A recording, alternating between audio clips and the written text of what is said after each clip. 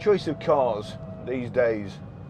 This is Preston Motor Park, Motor Village, whatever you'd like to call it. And as you can see there's Renault, Seat, Skoda, Audi, Toyota, Mercedes-Benz, all within walking distance of each other. Citroen are just a bit further up and on their own. And there's so many cars to choose from. Fiat, I think, were on there, but oh no, Fiat are up there, sorry. And Fiat are going to be getting a version of this vehicle too. I think it will be called the Topolino. And Opel have it. It's going to be, I would think, very, very popular. Talking to Mark at Just Citroen yesterday, goodness me, what a cock up.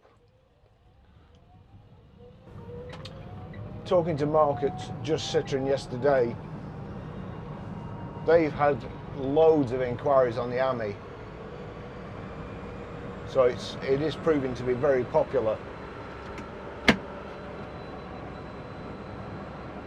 And I can understand why, as I've said in previous videos, I absolutely love it.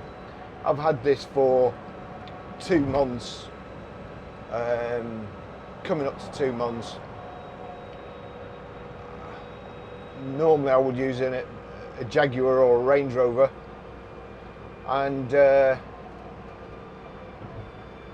I haven't been out in one. I've just used this constantly all the time. I've not been to a petrol station for 6-7 weeks. And the amount of money it saved me just going backwards and forwards to work, it's tremendous. However, of course, there is the slight problem with the door and the marks on the door, which I think or thought were stress marks, and there's a crack in the actual door itself.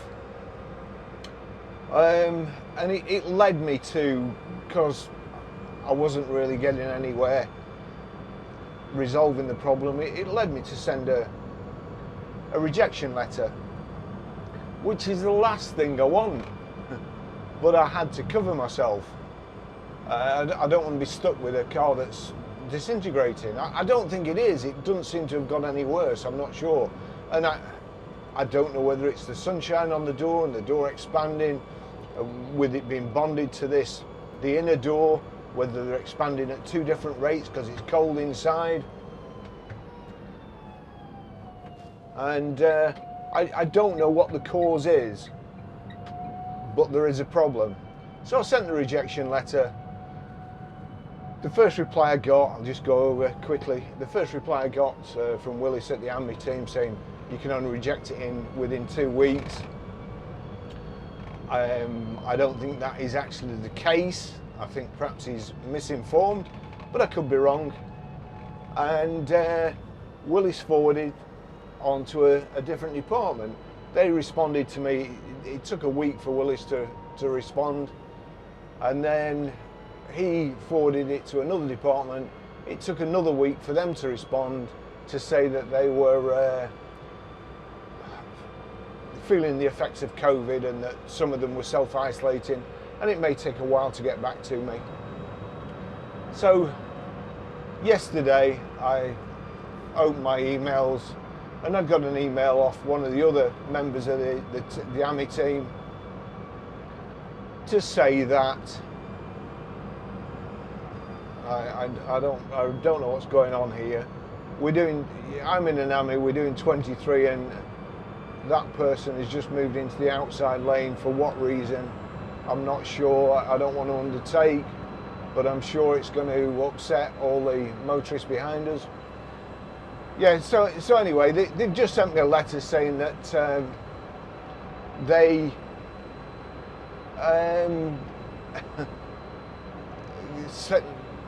for me to send them the registration number of the vehicle, and they will start processing a rejection. I can't actually believe that nobody's phoned me up and said, get the car to the Citroen dealer, let them check it over, let's make sure it's not dangerous. But anyway, they've not. So the bad news is it's looking like it's going to go back, and I'm going to be ammyless, which actually makes me quite sad. So anyway, watch this space. Today I'm off to a motor show at Lytham Hall Park. I think it's a classic car and bike show. It's about 12 miles away. I had a reasonably full charge, and sorry, that's me not putting my foot on the brake properly. Also, for other people that are watching, I did keep getting a warning light on the dash, and it was when I was at traffic lights, and it was when I wasn't pressing my foot on the brake hard enough, so a warning light came on, just in case you're getting one. It's nothing to worry about. If you put your foot on the brake, the warning light goes off. I see other people, I noticed the other day in the forum that I run, somebody was complaining about, actually these cars are trying to get past, they're just nobody in the cycle lane. Just let them go.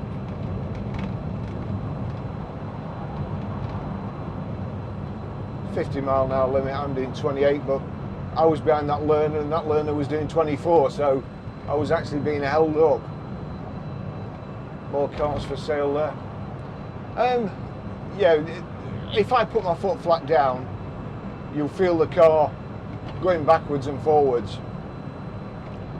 And surging. Somebody said, "Is there any way you can get rid of that?" And another person replied, "Take out fuse 13. You don't need to take a fuse out. Why take a fuse out? It's there for a purpose. And just let your foot slightly off the accelerator, like I've done now. I'm still doing 28, but it's not surging, it's not trying to regen. No fuses out, just let a little pressure off the accelerator. It's fine."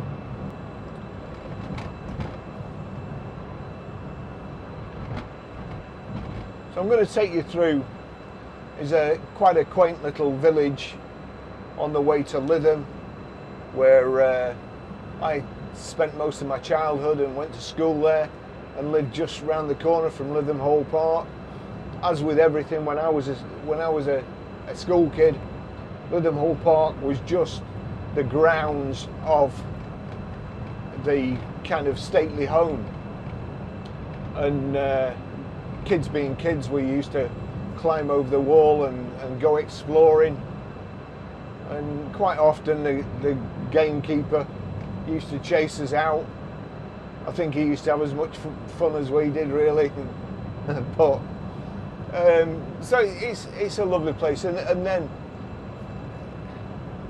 life goes on. More and more people in England and the world, and more houses were built, and they sold off a lot of land, and it's now houses. And we moved there when I was a kid. My mum and dad moved there, and it's a nice part of the world. Lytham. There's Lytham, then there's Ansdell, then there's St Anne's. I started work as a draftsman when I was 15 because my mum and dad wanted me to have a proper job in case selling cars didn't work out, which I was already doing at weekends and during the holidays and so on. And look how well that turned out. I hated every minute of it. Perhaps if I hadn't, I'd be retired now and living in Italy. So this is a dual carriageway. It's 9:20, Sunday. Everybody else is in bed, so I'm not holding too much traffic up. And funnily enough, I'm sure that there you go, it's doing the samba again. That's me not putting my foot on the brake. The car not trying to hold on a slight hill. So yeah, when this road here, you'll see up there, there's speed cameras, average speed cameras now, and there's a speed camera further up.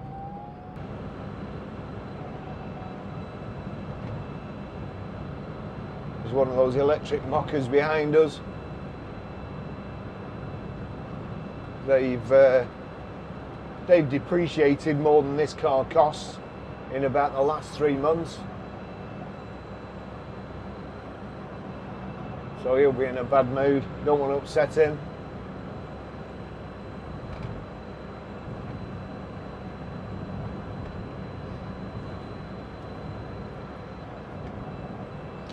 This is Kirkham over there. There's a windmill over there. People live in. And, oh dear.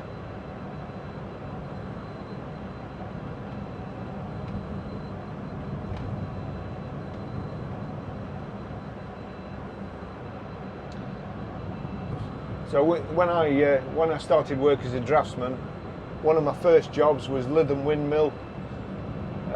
That had been decommissioned. All the running gear and the brake band had long since rotted away. And my first job was to go and measure up and have the gears made in our fab shop and a nice brake band, because of course when it's windy, and it gets windy at Lytham, it's right on the seafront. When it's windy, the sails would just go like a propeller. So they have to have some means of stopping it.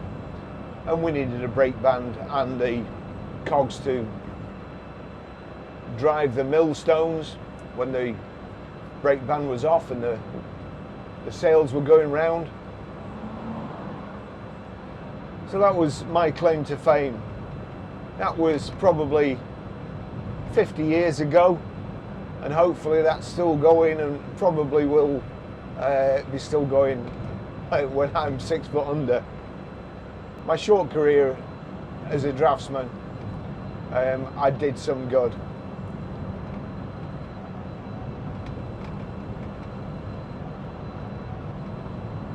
Again, we're behind a tractor, so there's not just Citroen Amis that hold the traffic up. There's all sorts.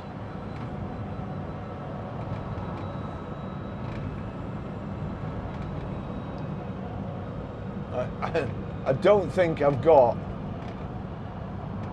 the speed to out-drag him, but I'm going to try. Right, here we go.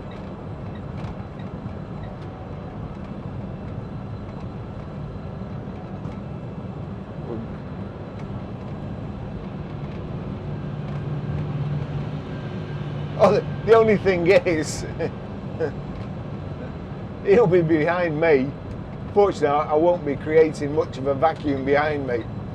So, otherwise my battery will just go straight down. But there you go. You've seen it here. We've overtaken something in a Citroen Ami.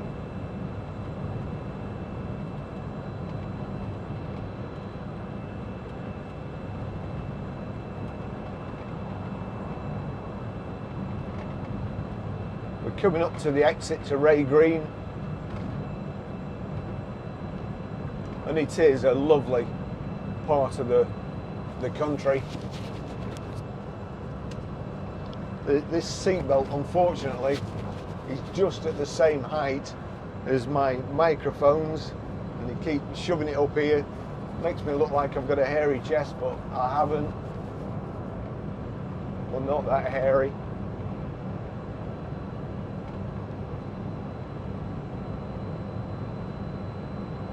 So we're going off here down the country lanes, off the dual carriageway.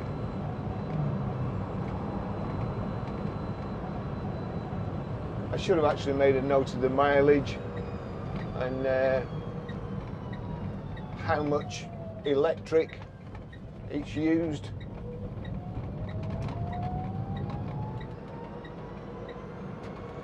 A couple of other things. I did buy the medium-sized mirror from N3D.it. It's now behind the seat here. It was just a nightmare. I had to keep tightening it up, and every time you went over a bump it moved. Tighten it up again, and the next morning with the heat and cooling, it had come undone again and would just drop down. So I've opted for one of these that I got off Amazon, and it's not the big mirror, the medium-sized mirror. I could see a whole lot more. This is just one that sticks to the windscreen, and it's you can tell if anything's behind you, so it's perfect for that.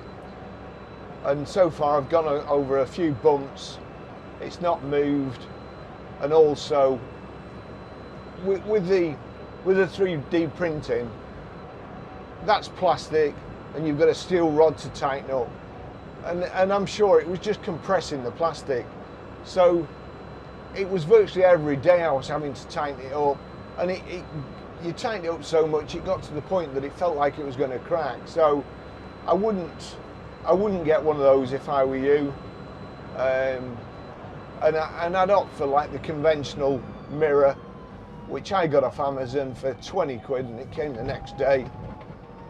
But you can even buy some OEM mirrors that say fit on vans, because of course a van has a screen like straight up, so it's going to be within the same adjustment range. And I think that's a lot better. And to be fair, I think it looks a lot nicer too. The N3D.IT mirror, it's just a frame at the back, and the actual mirror you get is another piece you can get off Amazon, which you can actually put over your mirror if you want a wider view. So if worst comes to worst, I can actually put that mirror on here and be back to the field of view I had before. Now this is Ray Green. I should have gone that way actually. This is a lovely village. They play cricket here on Sundays. There's the pitch. There is a lovely pub called The Grapes. And in my younger day, a guy called Bill Beaumont and Ian Botham, Bill Beaumont, England rugby captain, and Ian Botham, England cricket captain, both used to drink in there. It's a Boddington's pub.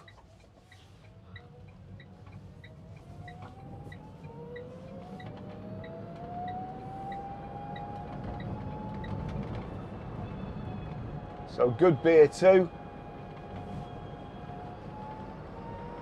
And there's the pond. The village green and the village pond.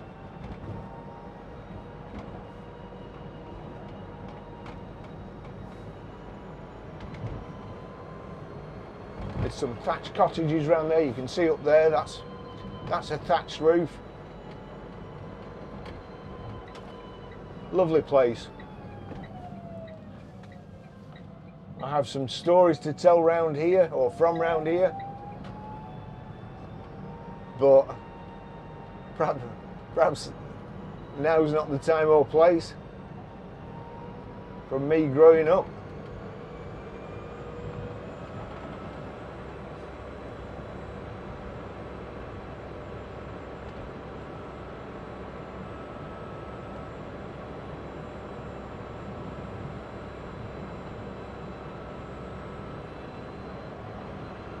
So anything else? Also, my sun blind.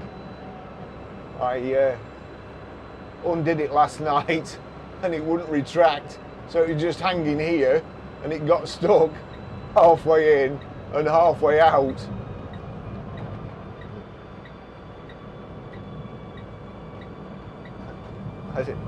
With a bit of manoeuvring, I did manage to get it to go back.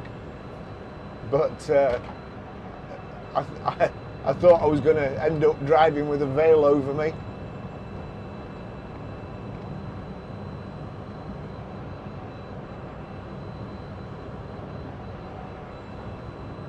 The car show starts at 10 o'clock. or gates open at 10 o'clock. I'm a little bit early, like I always am.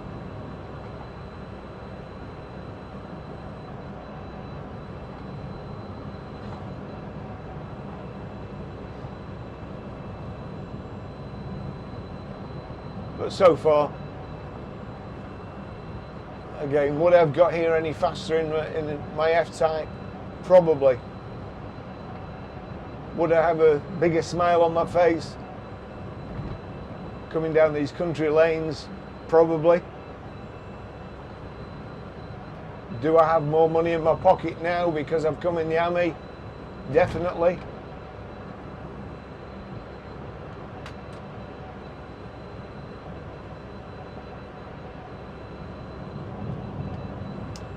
I will be very sorry to see this go back. If indeed the start of the rejection process, they may very well send somebody to examine the car, and then say, in our opinion, it's fine, which would probably leave the onus on me to either perhaps take them to court, which I ain't got time, I don't want to.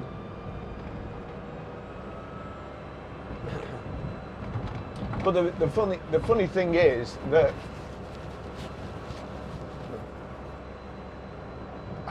I don't want to reject it.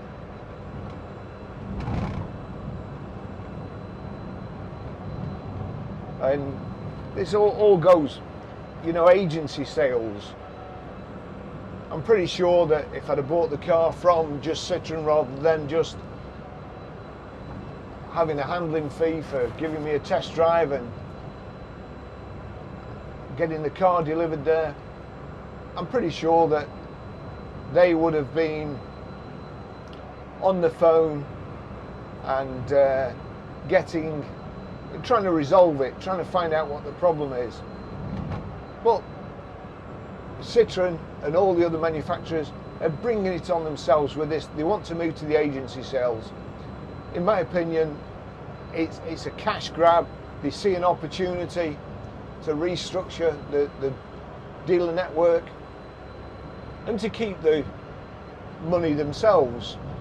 With COVID and the garages basically cutting their own throat, which I did warn about. Once you get into a mindset of people buying stuff over the internet and you delivering it to them at the door, and then they've got at least a month to reject it, or if you haven't got the paperwork, if you've not done the proper paperwork, they've got 12 months to reject it. You know, I mean, it's a no-brainer that you've got more rights having the car delivered to your house than you have going to the dealership. So the dealers effectively shot themselves in the foot. A lot of subsidence around here, by the way. So the manufacturers through COVID have thought, well, you know, these mugs, we're sending them new cars, they're just selling them over the internet and making the 10% margin. At the time there probably was, because there was a shortage. There's a chip shortage as well, but now there's not, and you can get massive discounts off everything, especially EVs. EVs residuals are dropping like a stone at the moment, and soon petrol and diesels will, because it will get to a situation where EVs are a lot cheaper second hand than a petrol or diesel. So you're going to buy one. Not because you like it, not because you'd rather drive an EV, but because it's cheaper. And that's, in my opinion, most people are buying EVs because they think they're going to save money, not because they want to save the planet. It really is. If you're talking to somebody, the first words out of their mouth, if you say to them, but hang on, an EV costs more to run than a petrol or diesel, they'll go, oh no, it's cheap to charge. But it may be cheap to charge, but if it's depreciating every month by £2,000, which a lot of them are, you can buy a heck of a lot of petrol with that. I noticed last night a Nissan Leaf, 3 months old, £12,000 off. Now you can buy enough petrol with £12,000 to do 96,000 miles. And the car had only done 1,600 miles. That would cost you £221 in fuel to do 1,600 miles, 1,649 miles it done. So it's a no-brainer. If it depreciates by that much, you're £11,779 worse off than if you'd have got a petrol, because the petrol wouldn't have depreciated that much. So that's a no-brainer. As I say, this AM is a no-brainer. This can depreciate by £9,000 and then it ain't going to depreciate anymore. And that's it. It's free then. And with the tax situation at the moment, the tax benefits, I'll get a healthy lump off my tax for buying it. And I'm probably saving, I would imagine, £50 or £60 a week in fuel, and that's just going to work. So this is going to pay for itself, and that's another reason why I don't want to reject it. I don't want to send it back. You know, if anybody from Citroen's watching this, work with me, resolve it, do something, negotiate, make me happy. I don't get it.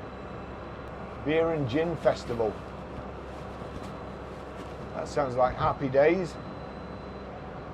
Because when I was younger around here, we have some pubs around here.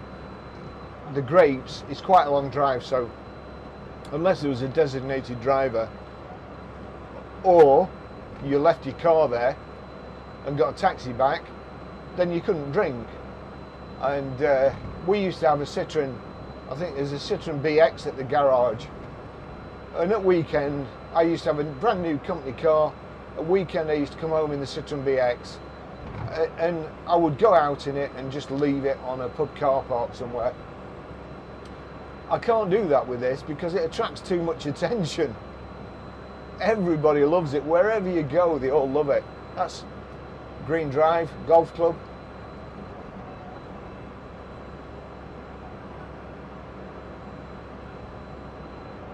And we're just coming up to, there you go, we're on Balham Road, and this is Lytham Hall Park, just on the right hand side. My 360 camera's overheated and gone off. My GoPros I've turned down to 4K from 5.3K, and at this moment in time, I look at all these beautiful cars coming in here. Now I don't know whether there's an actual car park.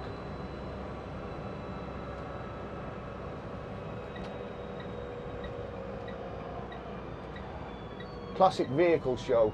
This is it.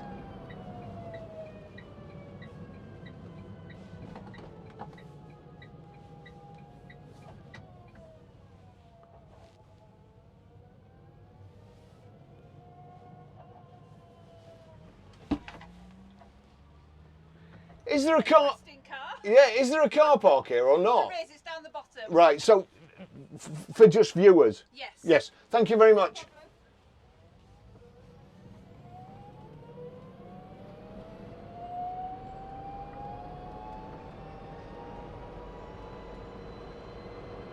What beautiful cars. Honestly, I might get beaten up here having an EV.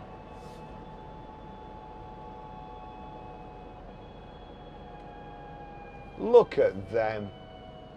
Oh gosh, I mean, it makes my heart ache.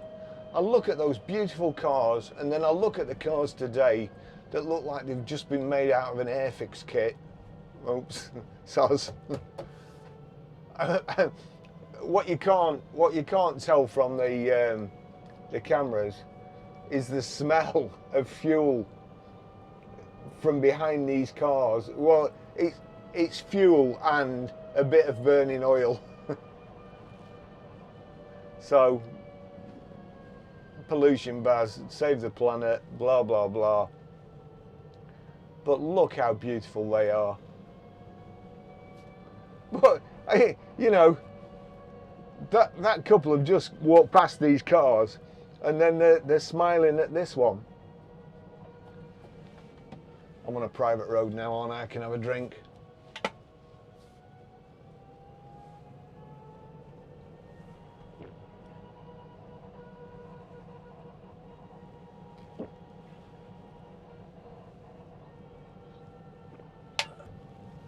The photographer at the gate there, you know, taking photographs of all these beautiful cars, and then he sees me and he's snapping away there.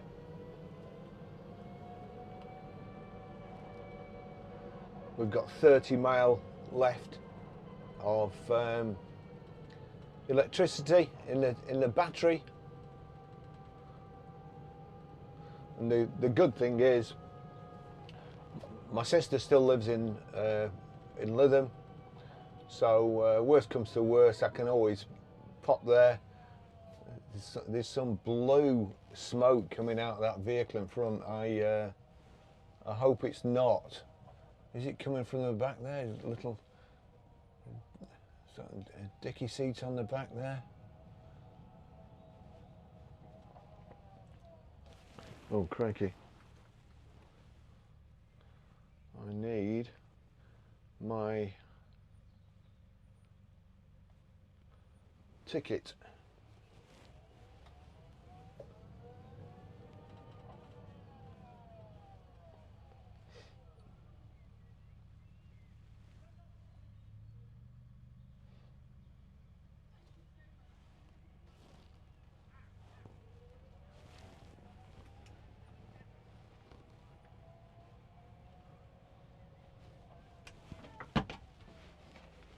That's a first for me. What, the car? Yeah. All right. Absolutely never ever even seen a picture. Sorry, I'm not going to scan it. Cheers. Never even seen a picture of one of them. The, My God, what's that? It's a Citroen. It's electric, has a top speed of 28 miles an hour and a range of 45 miles. Excellent. It's, what a kit. do you know, it's brilliant. I have a Range Rover and an F-Type, and this is fantastic. It's for nothing. I love it. I love it. I hope they give you a good spot. Well, I'm just here to see them, not display. Straight up, sir. Take it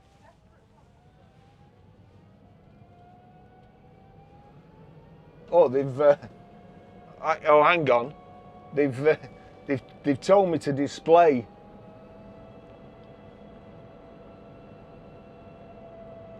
They've told me to display. Oh no, I've come the wrong way. Nightmare. I need to go back. I do need to go back.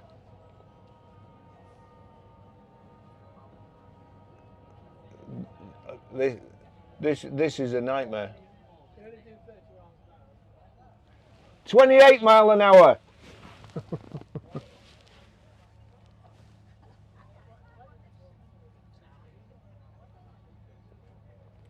Oh dear, this is a nightmare. As you can see there, that's I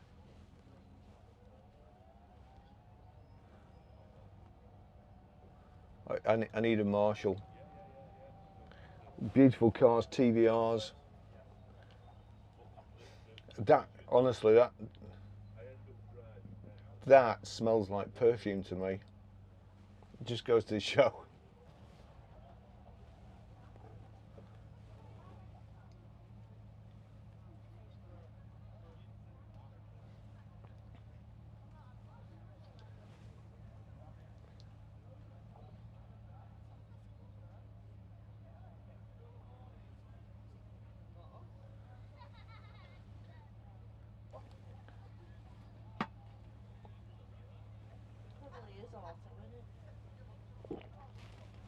Auto? Is it automatic? Yeah, it is, yeah. Oh, I bet it's cheap on insurance, that, isn't it? Actually, it's not that fantastic, but I have a trader's policy, and this I've insured privately. It's 480 quid, but that's with no claims, you know. But a lot of other people are getting it for about 200 quid. So, and it's virtually nothing to run. It's fantastic, but they're not that good to drive. So, yeah. See ya.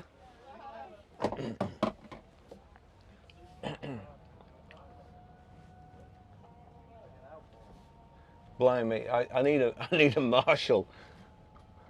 Baz, what have you done? Oh, look at that.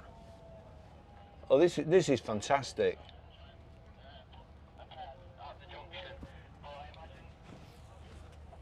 This is just, I'm in heaven here.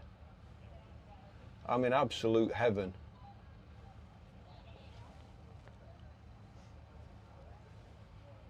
But I'm in the wrong heaven. I need a marshal.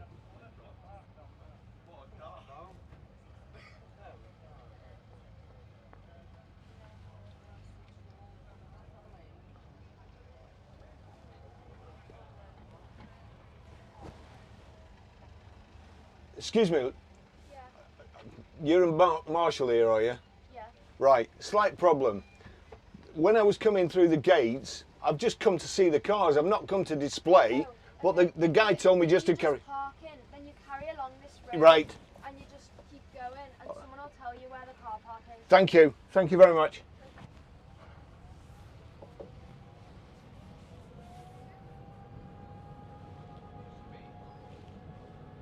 Phew.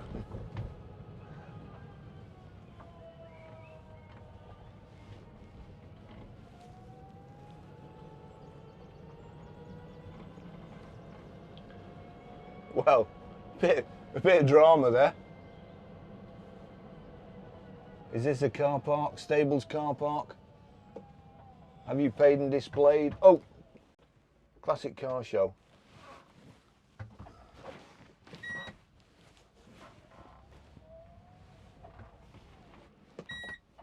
Oh, bugger. I always do that.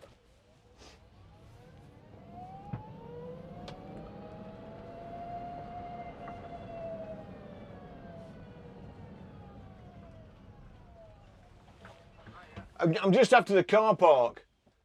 Well, you shouldn't have come in that way to start. I know, but they thought I was displaying, so they sent me straight on, and then I realised I was in the... There's the car park there, sir. Thank you.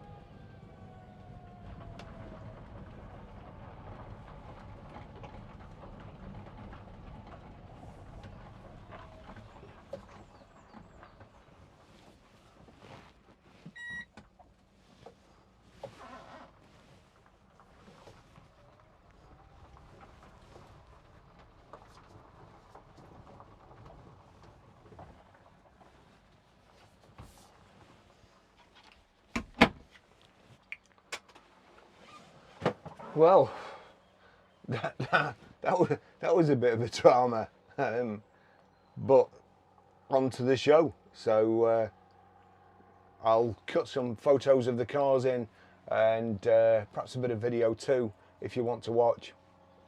And see you in the next video. Ta-da.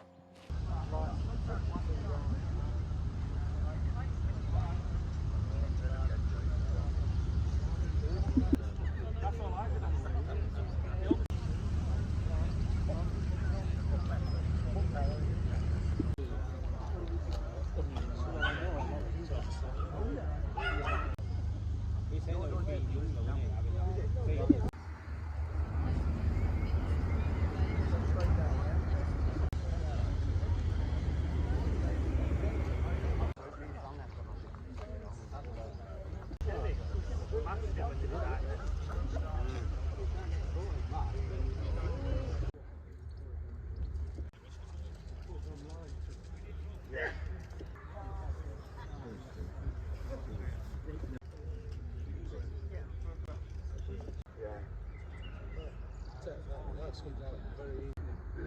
On virtually every panel. On every panel.